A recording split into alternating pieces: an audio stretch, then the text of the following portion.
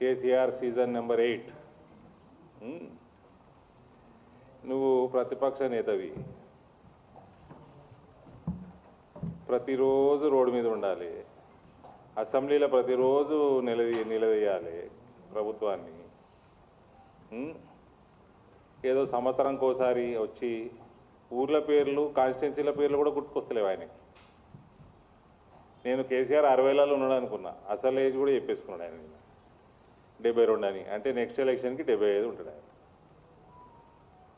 కేసీఆర్ శకం ముగిసిందయ్యా. ఊరికే నీ కొడుకు కోట్లు వేయరని చెప్పి నువ్వేదో ప్రయత్నాలు చేయకు. It is over. ఈయన చాలా పాయింట్లు మాట్లాడిండండి. ఇగో ఇవన్నీ ఇటు నిండిపోయింది పేజు. ఈ కేసీఆర్ బయటకు వచ్చి 1 by 1 అన్నీ గుర్తు చేద్దాం. దుబాయ్ వలసలు, నాకు ఎన్ఆర్ఐల మీద ప్రత్యేకమైన శ్రద్ధ ఉంటుంది, నాకు వాళ్ళ మీద సింపతి ఎక్కువ ఉంటుంది. ఈయన దుబాయ్ వలసలు మీద మాట్లాడిండు. ఈయన ఎన్నిసార్లు లక్షల సార్లు వలసలు ఆపుతా, వలసలు పోయినోళ్ళని వాపసు తీసుకొస్తా అనేక పొంకనాలు కొట్టిండు కేసీఆర్. 2 చేసిండు, 2 వలసల్ని వాపసు తెచ్చిండు, వలస పక్షుల్ని. ఒకటి కేటీఆర్, ఒకటి కవిత. ఇక్కడ పునరావాసం ఇచ్చిండు. ఈ 2 తప్ప కేసీఆర్ ఎన్ఆర్ఐలకి ఎలగబెట్టింది ఏమీ లేదు. తెలంగాణ దోసుకొని ఈ 2 వలస పక్షులకి బాగా మేపిండు. ఇది ఈయన వలసదారులకు చేసిన సేవ. మళ్ళీ వచ్చి పొంకనాలు కొడతామనండి. ఇక ప్రణయ్ భాస్కర్ గారిని గుర్తు చేసుకున్నాడు, దాడి అన్నాడు. దాని గురించి తర్వాత వస్తా.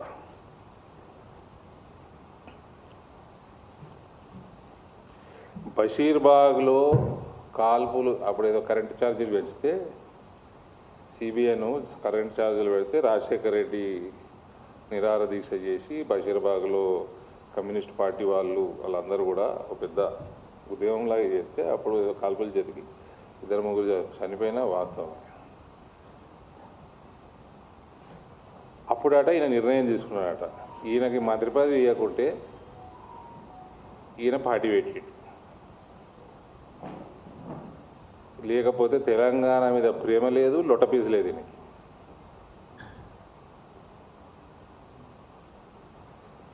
ఉస్మానియా స్టూడెంట్స్, కళాకారులు, ప్రొఫెషనల్స్ వీళ్ళందరూ కలిస్తే, అన్ని పార్టీలు కలిస్తే ఒక ఉద్యమం తయారై, okay we give credit to KCR, not that we don't give credit, అడిపిండు. కానీ వీళ్ళందరూ కలిస్తే తెలంగాణ సాధించడం జరిగింది. ఇదేదో ఆడ 3 చనిపోతే వాళ్ళ కోసం ఈయన కంకణం కట్టుకున్నట్టు పొంగనాలు కొడుతుంది ఈయన జగిత్యాల. ఇక లై డిటెక్టర్ టెస్ట్ నాకు పెడితే సెకండ్కి ఒకసారి లయ్యర్ అంటది అది కేసీఆర్. చిదంబరం స్టేట్మెంట్ ఇచ్చి అదేంటి వాపస్ తీసుకుంటే అప్పుడు ఈయన చేసిండు కదా, నిరాహార దీక్ష చేసిండు. ఈ కర్మకి నేను రాజకీయాలకు వచ్చిన ఇప్పుడు గదముకోడు నాకు గుర్తుంది. ఫోన్ల మీద ఫోన్లు వస్తున్నాయండి పిసిసి ప్రెసిడెంట్కి, ఆ రోజు డి శ్రీనివాస్కి. ఆయన ఎత్తుతలేడు. ఆయన సాధారణంగా ఫోన్లో టకటక ఎత్తుతాడు, మాట్లాడుతూనే ఉంటాడు. ఎప్పుడు 24 గంటలు ఫోన్లు మాట్లాడు, ఎత్తుతలేడు. అన్నా ఏదో టిప్పియే నేను చచ్చిపోతా, అన్నా ఏదో స్టేట్మెంట్ టిప్పియే నేను చచ్చిపోతా అంటే, ఈయననేమో ప్రణబ్ ముఖర్జీ గారు ఇన్వాల్వ్ అయి ఉన్నాడు సిస్టమ్ మొత్తం ఈ తెలంగాణ కథా వ్యవహారంలో. అప్పుడే రాజశేఖర రెడ్డి గారు చనిపోయాడు. ఆ పంచాయతీ, ఈ మొత్తం పంచాయతీలలో ప్రణబ్ ముఖర్జీ గారు ధ్యాస పెట్టి అట్లా అగాధం చేయొద్దు, తెలంగాణ అసెంబ్లీ పిలవండి, రెజల్యూషన్ తెచ్చుకోండి, అది నెగిటివా పాజిటివా తర్వాత సంగతి, అది పార్లమెంట్లో డిస్కస్ చేసి పార్లమెంట్ నిర్ణయం మనం అప్పుడు ప్రకటన చేద్దామని ప్రణబ్ ముఖర్జీ గారు అంటే, ఈ మాట చెప్తే ఇదంతా ఏ వరకు చచ్చిపోతేనే అన్నా చచ్చిపోతేనే ఏదో ఒకటి చెప్పరు అంటు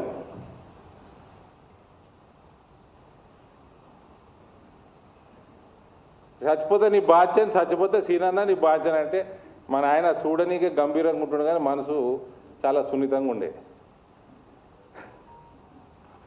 పోయి బక్కోడు పీకగల అని ఏదో వేసి అప్పుడు కొద్ది గుర్తుంది నాకు, కానీ ఇది మాత్రం స్పష్టంగా చెప్తున్నా. అప్పుడు మాట్లాడి ఆడి నుంచి వస్తే ఇమీడియట్గా అవి ఏదో పెట్టి అప్పటికి ఉస్మానియా స్టూడెంట్స్ చంపిస్తామంటున్నారు ఈయన బయటకు వస్తే. నువ్వు ఆపేది లేదు, నిరాహార దీక్ష. వాళ్ళందరూ చనిపోయారు పాపం. శ్రీకాంతాచారి చనిపోయాడు, ఈశాన్ రెడ్డి చనిపోయాడు, వీళ్ళందరూ చనిపోయారు. నీకు నీ పానమే పానమా అని ఉస్మానియా వాళ్ళు భజంత్రి అయినకి బయట సిద్ధంగా ఉన్నారు. ఈయన సీనని నమ్ముకున్నాడు. ఈ ఆయన చేసి ఏదో తిప్పలు చేస్తే చిదంబరం స్టేట్మెంట్ ఇచ్చాడు. సరే, ఆ కాంగ్రెస్ వాళ్ళు చేసిన నిర్వాహకం వాళ్ళు చేసేది చక్కగా చేస్తావలేదు వాళ్ళు ఆనాడు. ఇచ్చిన స్టేట్మెంట్ గమ్మున ముందుకు వెళ్ళిపోతే అయిపో. ఇది అసలు కథ.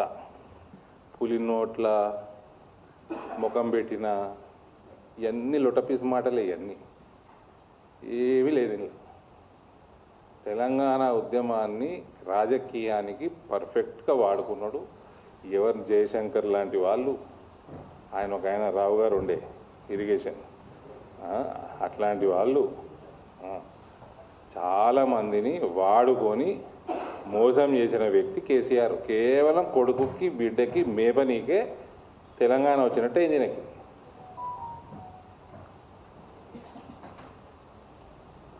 ఇక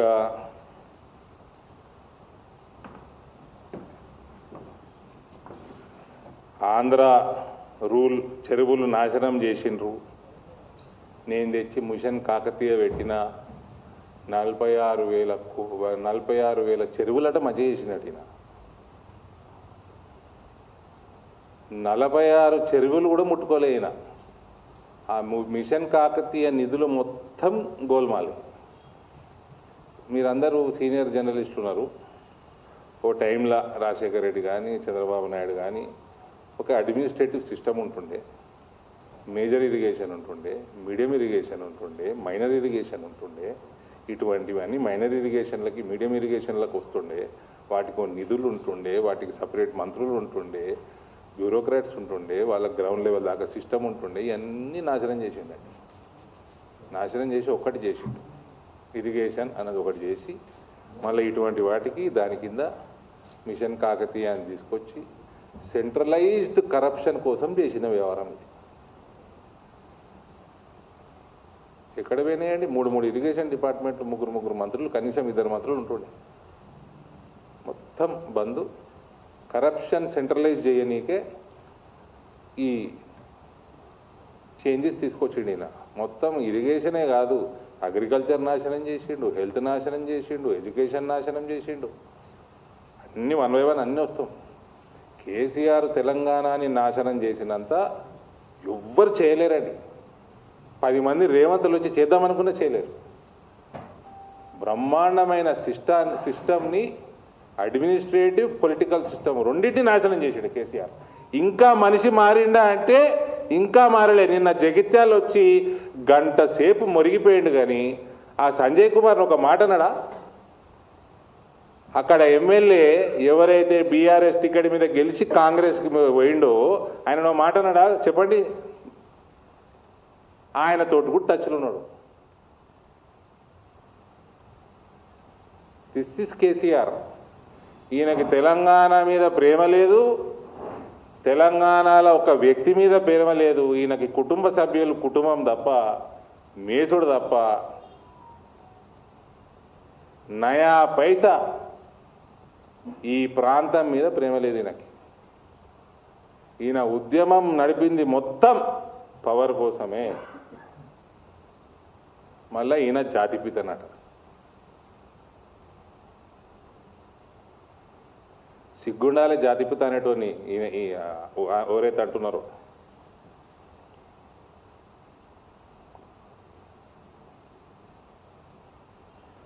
ఇంకోటి ఏంది, మిషన్ భగీరథ ఈ చెరువులది మిషన్ కాకతీయ, ఇప్పుడు మిషన్ భగీరథ.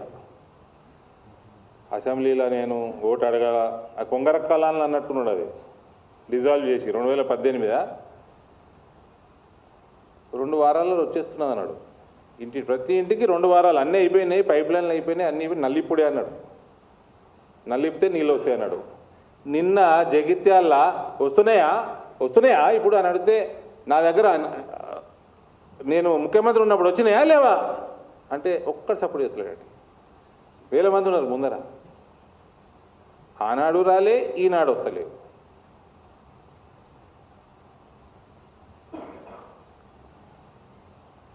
ఏమనంటే వీళ్ళిద్దరికి లాగుల మీద ప్రేమ ఏందో నాకు అర్థం కాదు. ముసలోడికి లాగుల మీద ప్రేమనే, ఇప్పుడున్న ముఖ్యమంత్రికి లాగుల మీద ప్రేమనే. ఒక లాగుల తొండలంటాడు, ఇంకోటి లాగులు వాలిగేదాకా కొట్టాలంటాడు. ఈ లాగుల ప్రేమ ఏందో మీకే తెలియాలి, నాకే తెలియదు. కేసీఆర్ చచ్చిపోవాలి, ఎవరు చచ్చిపోవాలని కోరుకుంటలేరు. కేసీఆర్ మాకు ఎంటర్టైన్మెంట్ ఎంతో అంతో ఉందంటే పాలిటిక్స్లో నీ వల్లనే ఉంది. దయచేసి ప్రపంచ స్థాయిలో డొనాల్డ్ ట్రంప్ తోటి ఉంది, రాష్ట్ర స్థాయిలో నీతోటే ఉంది ఎంటర్టైన్మెంట్. నువ్వు 100 సంవత్సరాలు బతకాలి, ఇంకెక్కువనే బతకాలి. బీఆర్ఎస్ సావు నువ్వు చూడాలి, బీఆర్ఎస్ సావు చూడాలి. నీ కొడుకు బిడ్డ జైలుకు పోయింది చూసినావు, కొడుకు పోయింది కూడా చూడాలి. అటువంటి కోరికలు కోరుతాం కానీ మేము నువ్వు చావాలని కోరుకోము. నువ్వు నీ గ్లామరు ఎప్పటికీ బతుకుండాలి. దరిద్రం పోయేదాకా కేసీఆర్ కొట్లాడుతూనే ఉంటాడట. ఏం అవసరం లేదు కొట్లాడు. 2 ఎయిర్ టికెట్లు నీ కొడుకుకి బిడ్డకి వాపస్ అమెరికా పంపించి ఎయిర్ టికెట్లు కొనిచ్చే దరిద్రం పోతుంది. ఇద్దరిని పంపించేస్తే చాలు, తెలంగాణకు పట్టిన దరిద్రం పోతుంది. వాళ్ళకి బిజినెస్ క్లాస్, ఫస్ట్ క్లాస్ ఇప్పించేయి, వాడు సంతోష్కి హరీష్కి ఎకానమీలో పడాయి. 4 టికెట్లు ఇప్పించేయి, దరిద్రం వదిలిపోతుంది తెలంగాణకి.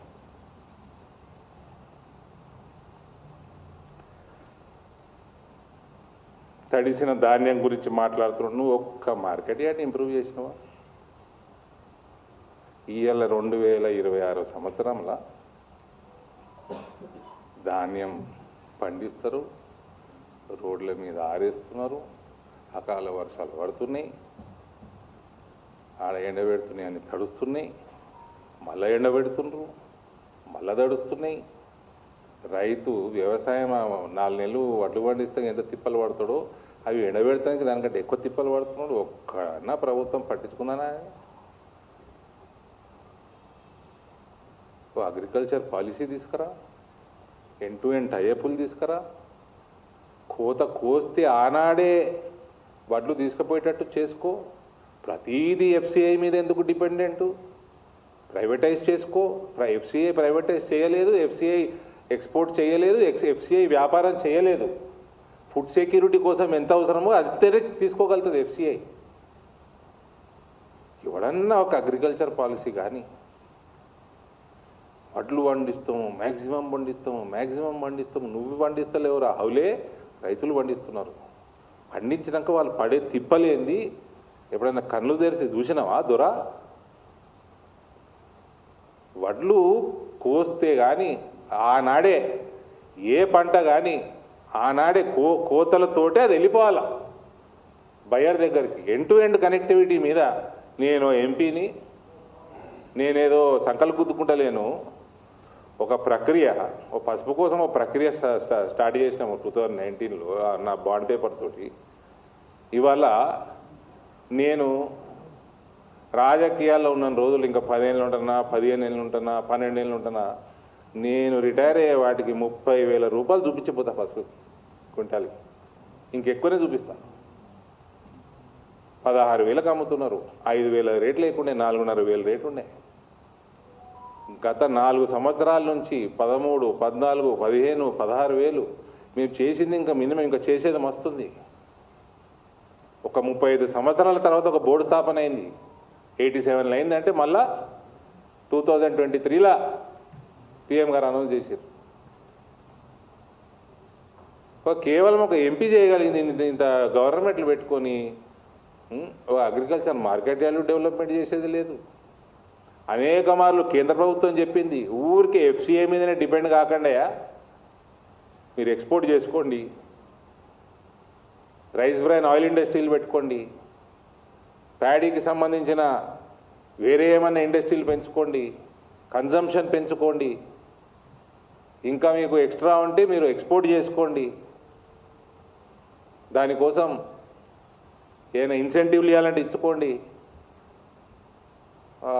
గత ముక్కోడు 2014కి వెళ్ళి ఓ పంట మీద ధ్యాస లేదు, ఒక కొత్త పంట ఏంది, రైతులు ఎట్లా ఎక్కువ సంపాదించాలా, ఒక పాలసీ, ఒక నలుగురిని అడ్వైజర్లను పెట్టుకొని చేసింది లేదు. ఎఫ్సిఐ కొంటుంది కదా మనకేంటికి, ప్రతి ధాన్యం గింజ నేనే కొంటా, ప్రతి ధాన్యం గింజ నేనే కొంటా.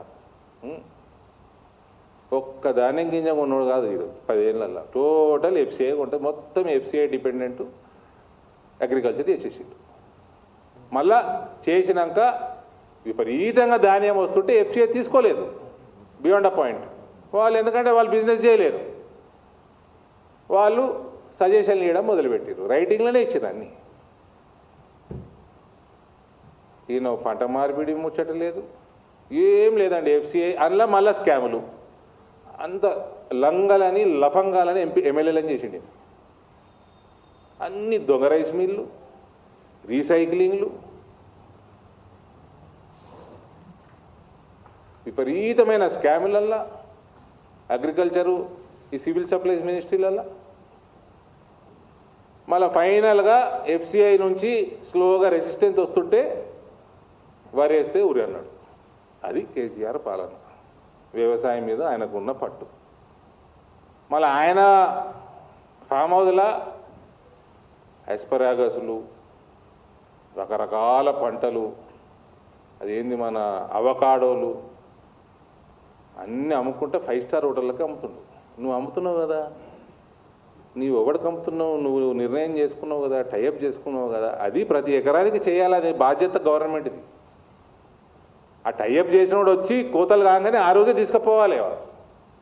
నువ్వు గవర్నమెంట్ చేస్తావా, ప్రైవేట్ చేస్తావా, నీ సాగు నువ్వు చేస్తావా, ఎట్లా చేస్తావో చెప్పాలి, చేయాలి. ఏం చేసింది లేదు. అది గజ దొంగ గంగన్న, కొడుకు రంగన్న. నేను లంగానే ఉంటే ఈడు లఫంగా ఉన్నాడు, ఏం వాడు లఫంగా ఉంటే నేను లంగానే ఉన్నా అని ఇద్దరు ముఖ్యమంత్రులు కొట్లాడుకుంటారు.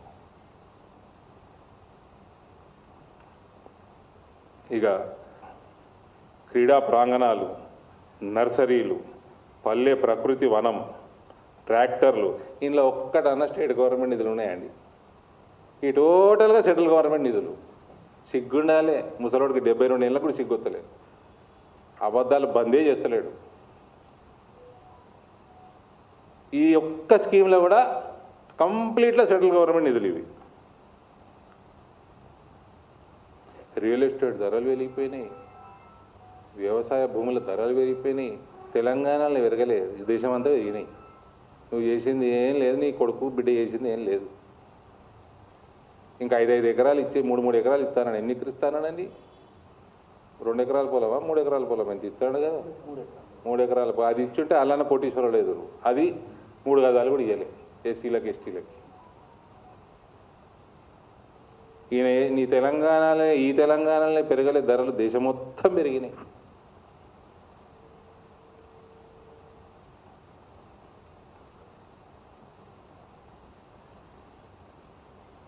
ఈ రేవంత్ మాట్లాడతాడు, ఈయన ఉన్నప్పుడట ఆరోగ్యశ్రీ ఎక్కడుందండి? ఆరోగ్యశ్రీ ఇప్పుడున్న ముఖ్యమంత్రి మొనగాడు వచ్చి 5 లక్షలు ఏం సరిపోతాయి? ఆయుష్మాన్ భారత్ పథకం కాదు, 5 లక్షలు ఏం సరిపోతాయి? మేము ఆరోగ్యశ్రీ 10 లక్షలకు తీసుకుపోతా అన్నాం. ఉన్న 2 లక్షలు రాజశేఖర రెడ్డి స్టార్ట్ చేసిన 2 లక్షలు పనిచేసారు. ఈయన మళ్ళీ నేను స్పీచ్లో చెప్పుకుంటా, నేను ఉన్నప్పుడు ఆరోగ్య బీమా లక్షల రూపాయలు వస్తుండే, మళ్ళీ ఫీ రీఎంబర్స్మెంట్లు వస్తుండే అని మళ్ళీ అవి అబద్ధాలు. కేసీఆర్, నువ్వు ముఖ్యమంత్రి ఉన్నప్పుడు నువ్వు ఇవన్నీ స్కీములు బంద్ పెట్టినావు. 9,000 కోట్ల రూపాయలు ఫీ రీఎంబర్స్మెంట్లు బకాయిలు పెట్టిపోయినావు. ఆరోగ్యశ్రీ 1,500 కోట్ల రూపాయలు హాస్పిటళ్ళకు బకాయిలు పెట్టిపోయినావు. ఎప్పుడో బంద్ అయిపోయినాయి. నువ్వు నా ఆరోగ్యకి బీమా ఇవ్వలేదు, ఫసల్ బీమా ఇవ్వలేదు, నువ్వు పిల్లగాళ్ళకి ఫీ రీఎంబర్స్మెంట్ ఇవ్వలేదు.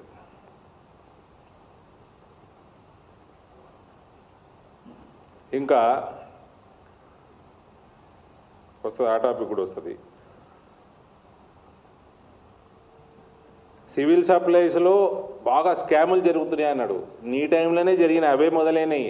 నీ ఏజెంటే, నీ కోవర్టే ఉత్తమ్ కుమార్ రెడ్డి, ఆయన కంటిన్యూ చేస్తున్నాడు. ఆయన పేరుకి కాంగ్రెస్, టీఆర్ఎస్ కార్యకర్త ఆయన.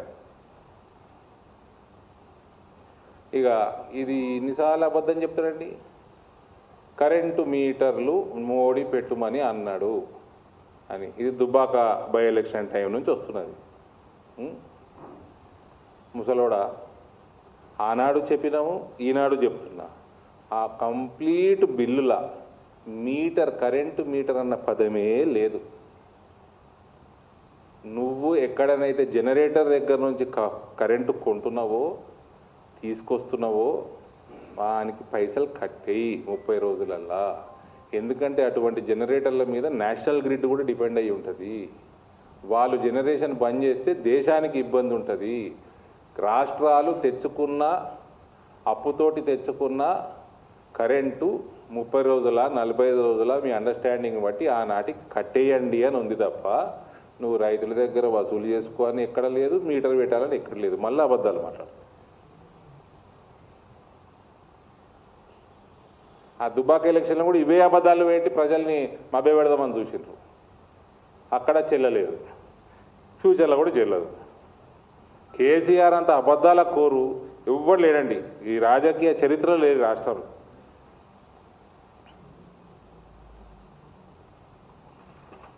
ఇక ప్రణయ్ భాస్కర్ గారు వరంగల్ ఎమ్మెల్యే ఉండే, ఆయన తెలంగాణ మాట ఎత్తితే దాడి చేసిర్రు ఆయన మీద. తెలంగాణ ఆంధ్ర పాలకులు తెలంగాణ నీళ్ళ మీద దాడులు చేసిర్రు, వనరుల మీద దాడులు చేసిర్రు, భాష మీద, బతుకు మీద, ఉద్యోగాల మీద, ఆస్తుల మీద దాడులు చేసిండ్రు అని డైలాగులు కొడుతున్నాయి జగిత్యాల. ఇక ఈయన పరిపాలన, కేసీఆర్ పరిపాలన, ఖమ్మంలో పత్తి రైతులు మద్దతు ధర కోసం అడిగితే రైతులని చూడకుండా లాఠీ చార్జులు చేసి బేడీలేసి రిమాండ్కి పంపించిన ముఖ్యమంత్రి కేసీఆర్ ఉండే. అది దాడి కాదా? ఆదిలాబాద్లో ఆదివాసీలు తన భూములు హక్కు కోసం అడిగితే నువ్వు చేసిన ప్రామిసే మళ్ళా పోడు భూములు ఇచ్చేస్తామన్న పట్టాలు తీసి ఇస్తానడు ఈయన. అన్నాడా లేదా అండి? గతముక్కడు అన్నాడా లేదా? అన్నాడు కదా. ఆ హక్కుల కోసం వాళ్ళు అడిగితే మహిళల్ని అని కూడా చూడకుండా చీరలు లాగి కొట్టించారు, అఘాయిత్యాలు చేయించండి ఈయన. అది నువ్వు చేసిన దాడి.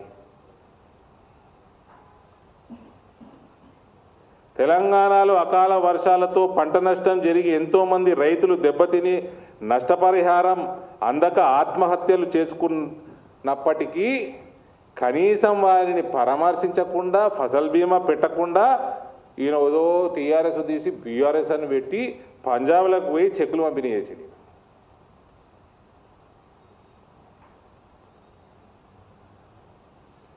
అడ్వకేట్ దంపతులు వాళ్ళ పేరేదా ఉండే, వామన్ రావు, రోడ్డు మీద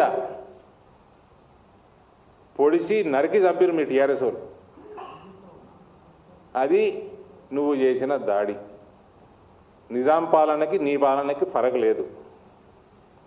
నేరెళ్ళ ఘటన, ఈయన మళ్ళా మా ముఖ్యమంత్రి అయితే కేసీఆర్ అతికే మొదలు పుడతాడు ఇడ అని చంపేసారు కదా యూపీలో. వాడి పేరు అతిక్ అహ్మదేనా?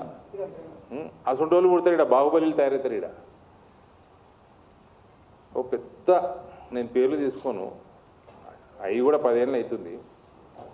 ఒక పెద్ద ఫ్యాక్టరీ, వరల్డ్ క్లాస్ ఫ్యాక్టరీ, చాలా తక్కువ ఉన్నాయి. అమ్మేయమని ప్రెషర్ పెట్టిండు ఈ కుటుంబం. వాళ్ళ అమ్మలే ఇంజనీర్లని మర్డర్ చేయించాడు మధ్యాహ్నం, మధ్యాహ్నం ఇల్లు. కేసులు అయినాయి, కోర్టులలో అయినాయి.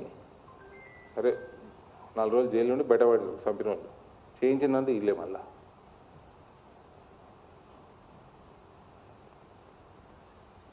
నేరెళ్ల ఘటనను దళితులు మర్చిపోయారని అనుకుంటున్నారా? దళితులను ఇసుక లారీలతో తొక్కించారు. ఇసుక మాఫియా గురించి ప్రశ్నించిన వారిని దాదాపు 18 మందిని రిమాండ్కు పంపించి 3rd డిగ్రీ చిత్రహింసలు గురి చేశారు. మానవ హక్కుల కమిషన్ జోక్యం చేసుకొని చివాట్లు పెట్టి దళితులను ఆదుకుంది. ఈ ఘటనను దళితులు ఎప్పటికీ మర్చిపోలేరు. మళ్ళీనా నేను దళిత బంధు, నేను దళితుడు బంధు ఇచ్చిన, ఎందరికి ఇచ్చిన నేను దళిత బంధు? అందులో కూడా స్కామ్లే. ఆడిని ఇచ్చినవి కూడా అందులో కూడా స్కామ్లే, కమిషన్లే. ఎమ్మెల్యేలు ఫోన్ చేద్దరు కార్పొరేటర్లకి, అదే నీకు ఎన్ని వార్డులు ఎన్ని కావాలరా అన్న, 4 అంటే 5, 20 లక్షలు నాకు ఇచ్చారా, 40 లక్షలు ఇస్తా. ఇది దళిత బంధు. దళితుల ఫండ్లో కూడా 50% కమిషన్ తీసుకున్న బతుకుని ఇది. ఇంకా దళితుడిని సీఎం చేస్తానాడు అప్పట్లో.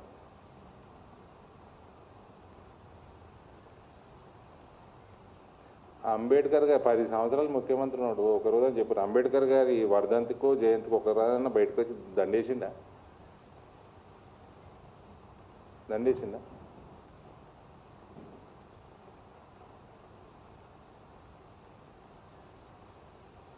ఈ జనరేషన్లో కొత్తగా ఇప్పుడు గ్రాడ్యుయేషన్ చేసేటోళ్ళు, జస్ట్ పాస్ అయిన వాళ్ళకి మన రాష్ట్రంలో ఒక జాబ్ క్యాలెండర్ ఉంటుండే, దాని తగ్గట్టు ఉద్యోగాలు వస్తుండే, ప్రతి సంవత్సరం వస్తుండే అనేది టోటల్గా మర్చిపెట్టేట్టు చేసిండు కేసీఆర్. అది నా ఘనత. అది ఎంప్లాయ్మెంట్కి ఈయన చేసిన సేవ. తెలంగాణలో, తెలంగాణ రాష్ట్రంలో ఏడ కూడా చెరుకు పంట కనబడకుండా చేసిన ఘనత అయినది. ఉత్తర తెలంగాణకు సంబంధించిన చెరుకు ఫ్యాక్టరీలన్నీ మూపించేసి చెరుకు పంట కనబడకుండా చేసిన ఘనత. వాళ్ళందరూ వరి వేస్తారు. ఇసుంటి పనులు చేసి వరి పెరిగితే దేశంలో అతి ఎక్కువ వరి వండే రాష్ట్రం మాదంటారు సిగ్గు లేకుండా.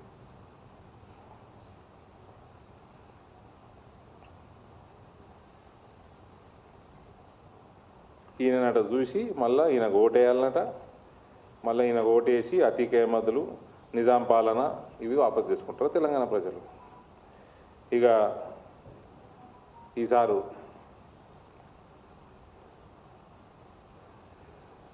లిల్లీ యువర్ సో సిల్లీ అన్నట్టున్నాడు రేవంత్ రెడ్డి. లిలీపుట్ అప్పుడు వచ్చింది 80ల కరమ్చంద్ అన్న సీరియల్ వస్తుండే. పంకజ్ కపూర్ కరమ్చంద్ లాగా డిటెక్టివ్ ఉంటే ఆయన పక్కకి ఒక ఆమె ఉంటుండే సెక్రటరీ, ఆమె పేరు లిల్లీ యువర్ సో సిల్లీ అంటుంది. అట్లనే రేవంత్ 70,000 ఉద్యోగాలు ఇస్తే నాకు చక్కెర వచ్చింది ఒకటేసారి. చూస్తే పాత నోటిఫికేషన్లు కోర్టుకు పోయినాయి, కోర్టు శివాట్లు పెట్టి కోర్టు ఆర్డర్ ఇస్తే ఇచ్చిన ఉద్యోగాలు 30,000-40,000 ఉన్నాయి. ఈయన వచ్చినాక ఒక జాబ్ నోటిఫికేషన్ వేసింది, కొత్త నోటిఫికేషన్ మీద ఇచ్చిన ఉద్యోగం ఒక్కటి లేదు. అది lily, it is not you. Court ఇప్పించిన ఉద్యోగాలు అవి, నువ్వు ఇచ్చినవి కాదు. శ్రీకాంతాచారి, వేణుగోపాల్ రెడ్డి, ఇషాన్ రెడ్డి, కానిస్టేబుల్ కృష్ణయ్య, వీళ్ళందరినీ గుర్తు చేసుకుంటున్నావు. నీది ఒక్క స్పీచ్ చూపెట్టవా?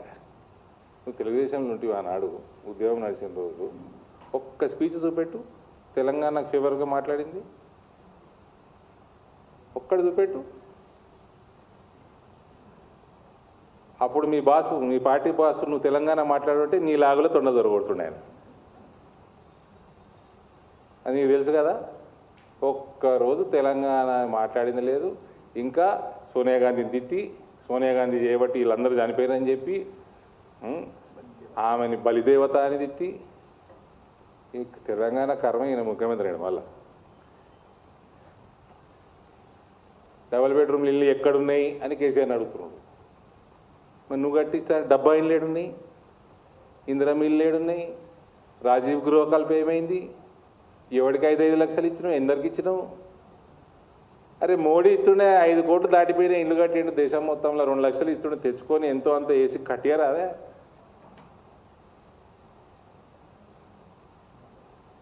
ఆ కేసీఆర్ కట్టించిన పాపన పోలేదు 10 ఏళ్ళు, ఈయన వచ్చి 3వ సంవత్సరం ఎక్కడ ఇల్లు కనబడవు. మళ్ళీ ఈయన ఆయన మీద తిడతాడు.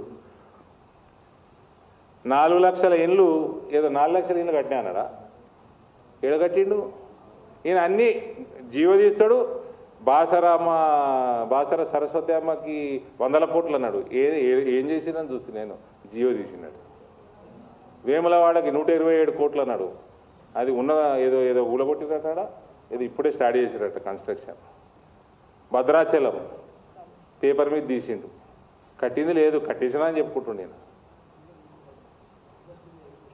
ఈ 70,000 ఉద్యోగాలన్నీ ఈ డైలాగ్ కొట్టినావు కదా, పోయి ఉస్మానియా ఆర్ట్స్ కాలేజీలో చెప్పు, నీకు ధైర్యం ఉంటే ఆర్ట్స్ కాలేజ్ చెప్పు పోయి. రాజశేఖర రెడ్డితో పోల్చుకుంటాడు ఏమన్నా అంటే.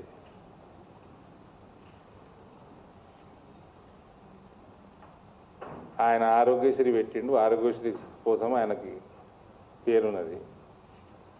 ప్రజలు అసలు ఏ హాస్పిటల్ పోయినా, కార్పొరేట్ హాస్పిటల్ పోయినా పేషెంట్లతోటి ఇట్లా కిటకిటలాడుతుంటారు. అందరు వద్దురు, బీమారు ఇలా చేయించుకుందరు, పోదురు. ఇప్పుడు ఒక్క దగ్గర ఉంటొట్టు, ₹1 ఆరోగ్యశ్రీ పైసలు ఇచ్చేది లేదు. మళ్ళీ దాన్ని 2 లక్షలు 5 ఆయుష్మాన్ భారత్ 5 లక్షలు కాదు 10 లక్షలు ఇస్తా అంటాడు ఈయన. ఫీ రీఎంబర్స్మెంట్ ఇచ్చేది లేదు. రాజశేఖర రెడ్డి ఆరోగ్యశ్రీకి ఫేమస్, ఫీ రీఎంబర్స్మెంట్కి ఫేమస్. ఆ 2 లేవు. స్టూడెంట్స్ కట్టేసుకోవాలని ఆర్డర్లు కూడా ఇస్తున్నారు బయటికి వెళ్ళి.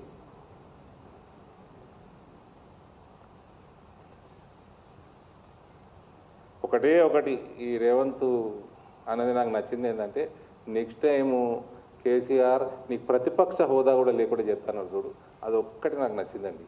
వేరే అన్ని అబద్ధాలే. ఆయన 6 గ్యారెంటీలు మాట్లాడేది ఉండదు, వేరే వాగ్దానాలు మాట్లాడేది ఉండదు. మహిళలకి మోసము, యువతకి మోసము. వాళ్ళు ఉద్యోగాలు వాళ్ళు చేసి రిటైర్ అయిపోయి రిటైర్మెంట్ బెనిఫిట్లు వాళ్ళ పైసలు వాళ్ళకు కూడా ఇస్తలేరండి.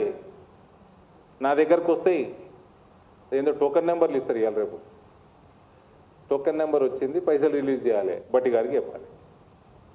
వాళ్ళ పైసలు వాళ్ళకి ఇయనికే. ఇది రేవంత్ రెడ్డి ప్రభుత్వం.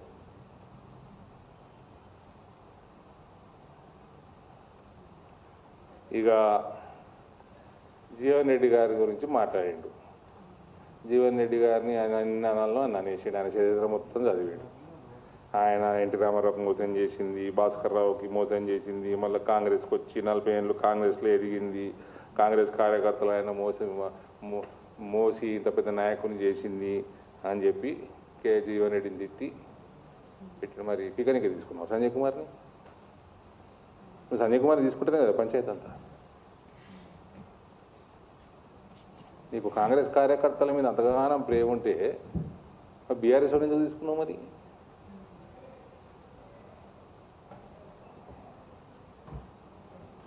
నువ్వు తీసుకున్నందుకే ఆ పెద్ద మనిషికి పంచాయతీ ఆడ. నీకు నమ్మకం లేకుండా నా పెద్ద మనిషి మీద? ఆయన పడే తిప్పలు పడ్డాడు కదా 40 ఏళ్ళు.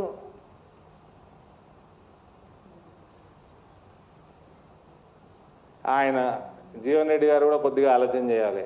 నిన్న కేసీఆర్ పక్కకున్నాడు, ఆ కేసీఆర్ గంట మాట్లాడిండు.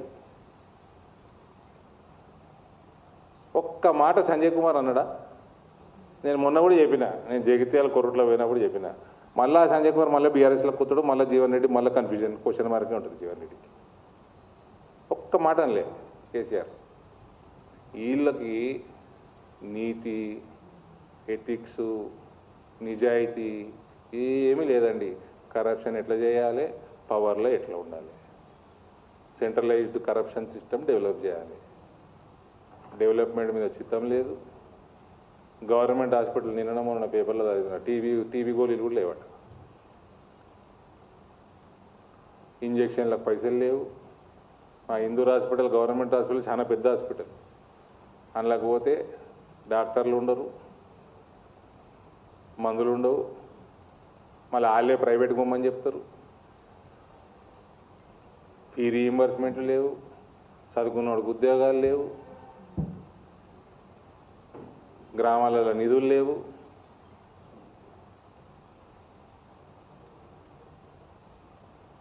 ఏ డిపార్ట్మెంట్లో కూడా పైసలు లేవంటారు, డెవలప్మెంట్ లేదు. ఇది రేవంత్ రెడ్డి ప్రభుత్వం.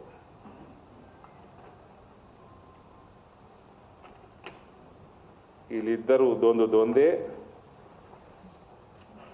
ఒకడు లఫంగా అంటే ఇంకోటి నేను ఉట్టి లంగానే, వాడు లఫంగా ఉండే అని ఆయన అన్నాడు, ఆయన ఈయన అన్నాడు. ఇది తప్ప ఎవరికి ప్రజల మీద ప్రేమ లేదు, ఒక పాలసీ లేదు. అరే వరి ఎక్కువైతే ఏందరో నాయన, జర అగ్రికల్చర్ పాలసీ తీసుకురండి, పంట మార్పిడి మీద ఇన్సెంటివ్లు ఇవ్వండి, చిత్తం పెట్టండి. Zero interest in governance.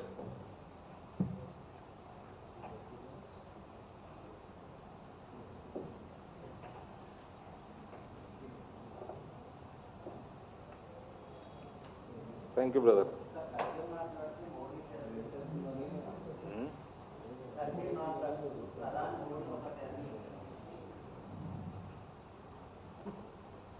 Kharge గారు రిటైర్ కావాలి, ఇక ఏమనుకోవద్దు, ఖర్గే గారు రిటైర్ కావాలి.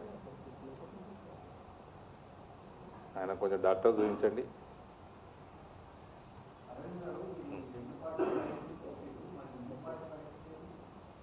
మా పార్టీ ప్రభుత్వంలో ఉన్న చోట వద్దంటే ప్రజలు ఓట్లేస్తున్నారండి. తెలంగాణలో we are improving. Definitely we will form next government here. At any cost we will form. Last time we missed, next time we will not miss. And it is easy to form government here. Very easy to form government here.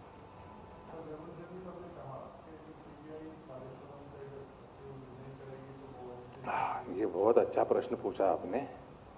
ये तो CBI को देके कितने कुछ महीने हुए.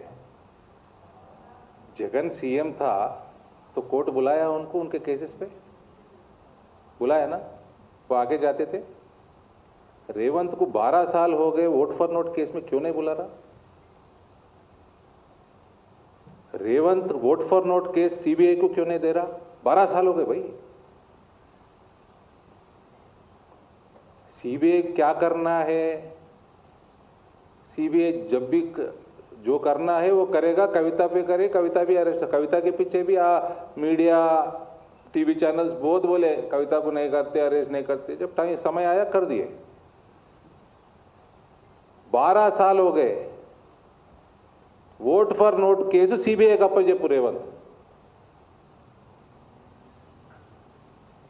10 ఏళ్ళు కేసీఆర్ కూడా అప్పచెప్పలేదు. ఎందుకు అప్పచెప్పలేదు? నువ్వు కాళేశ్వరం సిబిఐకి ఎప్పుడు అప్పచెప్పి, నువ్వు 2 సంవత్సరాలు టైం వేస్ట్ చేసి నువ్వు అదేదో కమిటీ వేసుకొని వాళ్ళు రిపోర్ట్ ఇచ్చి వీళ్ళు దొంగలు లంగలు అని చెప్పి రిపోర్ట్లో స్పష్టంగా ఉన్నాక వాళ్ళ మీద యాక్షన్ తీసుకునే టైంకి నువ్వు సిబిఐకి ఇచ్చినావు. నిన్ను బతికిస్తానికి వాడు పైసలు తీసుకున్నప్పుడు ఆ పైసలు నువ్వు వాపసు తీసుకున్నావు ఇంట్రెస్ట్ తోటి. అంతేనా? ఇదేనా మీ రాజకీయం? वोट फॉर नोट भाई साहब 12 साल हो गए, वो पूछो ना. సిఐడి के पास है वो. కోర్టు పిలవాలి కదండి ఈయనని. ఎప్పుడు అయింది లాస్ట్ హియరింగ్? ఈయన ఏమన్నా बीजेपी को सीबीआई को क्या वास्ता है भाई साहब? हाँ, हम डिमांड कर रहा हूँ ना, बीजेपी डिमांड कर रहा, दो सीबीआई को. अभी बीजेपी डिमांड कर रहा है. मेरी नहीं, आपकी है, जनता की है सीबीआई. मेरी थोड़ी है, बीजेपी की थोड़ी है. हाँ,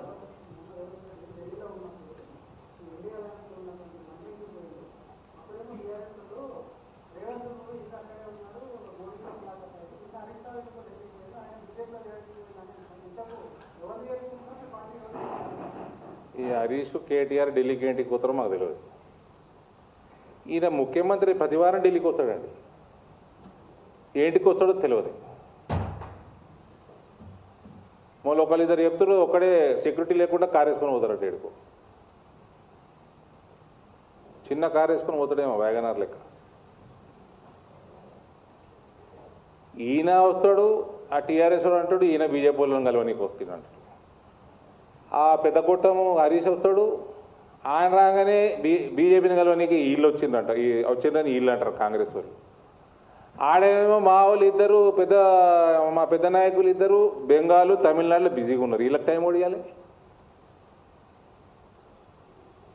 వాళ్ళ పంచాయతీలు వాళ్ళకి దేశాన్ని నడపాలి, పార్టీని పెంచాలి, ప్రభుత్వాలకు తేవాలి, వీళ్ళకి టైం ఇస్తారా అండి?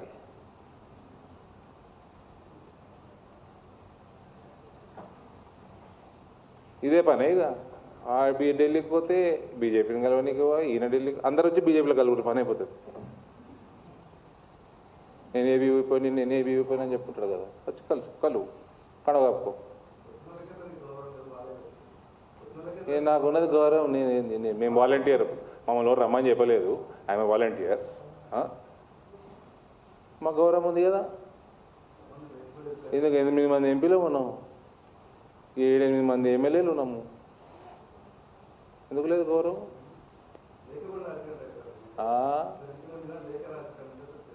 ఇద్దరు ఎంపీల మీద లేఖ రాసిర్రా, ఎవరు?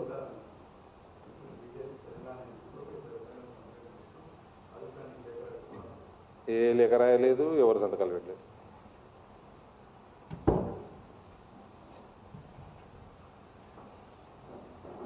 నేను చిట్ చాట్ పెట్టలేదు, నేను 9 ఏళ్ళలో చిట్ చాట్ పెట్టలేదు. నేను వచ్చి రాజకీయాలకు వచ్చి 9 ఏళ్ళు అయింది, నేను నా జీవితంలో చిట్ చాట్ పెట్టలేదండి. ఏమైనా ఉంటుంది మైక్ ముందరనే ఉంటుంది, వాట్ ఎవర్ చాటింగ్ మైక్లోనే. అయినా అందులో ఏముందని నేను బూతులు మాట్లాడుతున్నా. ఆర్టిఫిషియల్ ఇంటెలిజెన్స్ పెట్టుకొని 9 సంవత్సరాలు దీనికి మొత్తం బూతు మాట ఒక్కటి చూపెట్టారని, గద్ద ముక్కొని కూడా బూతు మాట అనలేదు నేను ఎన్నడు. ఇంకోటి, నేను పార్టీకి వ్యతిరేకంగా చేస్తే అనుకూలంగా కూడా చేస్తున్నాడు ఈ రాష్ట్రంలో. అని ఏమైనా ఉన్నదా? నేనే వ్యతిరేకంగా చేస్తే అనుకూలంగా కూడా చేస్తలేడు అన్నట్టు మరి.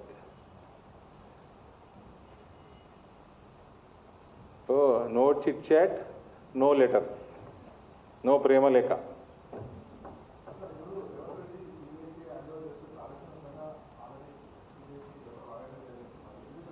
రేవంత్ రాసేటని సిబిఐ ఎగబడి చేస్తుందా? వాళ్ళకున్న కేసులన్నీ చేస్తారు, సీక్వెన్స్లో చేస్తారు. నువ్వు ఓట్ ఫర్ నోట్ చేయి సిబిఐ. 12 years అవుతుంది, నీకు ఏ సుప్రీంకోర్టు నీకు స్టే ఇవ్వలేదు నీ కేసు మీద. నువ్వు ఎందుకు పోతలేవు హియరింగ్లకి? ఎందుకు పిలుస్తలేరు నేను? ఫాస్ట్ ట్రాక్ ఎందుకు అవుతలేదు కేసు? అది సిబిఐకి. 10 ఏళ్ళు కేసీఆర్ ఉండగా ఎందుకు వేయలేదు? కాళేశ్వరం పక్కన పెట్టుది, సిబిఐ చేసే టైంలో చేస్తుంది. ఈ F1, ఈ సివిల్ సప్లై స్కామ్లు, ఇంకా చాలా స్కామ్లు అయినాయి కేసీఆర్ టైంలో. మిషన్ భగీరథ స్కాములు, లిక్కర్ స్కాములు, ఇదేంటి ఇది టానిక్ల స్కాములు అవుతున్నాయని రేవంత్ మస్తసాల అసెంబ్లీలో మాట్లాడండి. గొర్రెల స్కాములు, గొర్రెల ట్రాన్స్పోర్టేషన్ స్కాములు, ఏమైంది?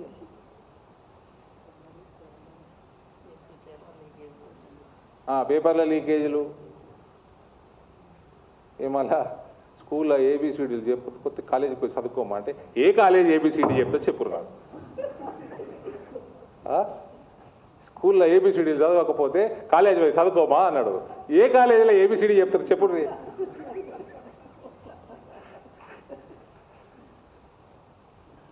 ఈయన ఆరవాడు ఇటు వేడు కదా, మొన్న ఏబిసిడి చదువుకొచ్చిందా?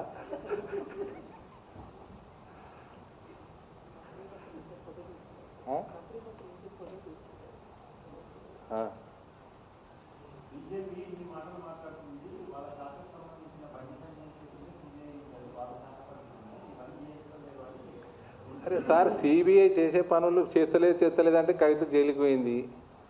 అప్పుడు అట్లనే అన్నారు. అప్పుడు సిబిఐకి ఒకటే కేసు ఉన్నదా అండి? ఈయన అప్పచెప్పిండు, ఈయన ఇవ్వాల్సిన సామాగ్రి కూడా ఇవ్వాలి కదా, ఇచ్చిండా లేదా? కాళేశ్వరము కంటే సీనియర్ కేసు కదా ఓట్ ఫర్ నోటు, అది ఎందుకు ఇస్తలేడు సిబిఐకి?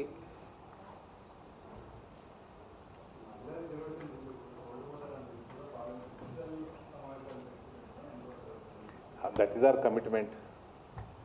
మా కమిట్మెంట్ని ఫుల్ఫిల్ చేయడానికి మేము ప్రయత్నం చేస్తున్నాం.